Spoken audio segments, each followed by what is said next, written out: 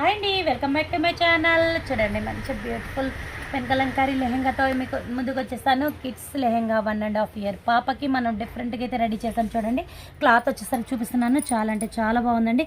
Total jungle team అయితే వచ్చేసింది. చూడండి, క్లాత్ మీద మొత్తం క్లాత్ చూడండి ఎంత బాగుందో. సాఫ్టీ క్లాత్ అండి, చాలా అంటే చాలా బాగుంది. ఇక్కడ చూడండి ఒకసారి, చాలా స్మూత్గా అయితే ఉంది.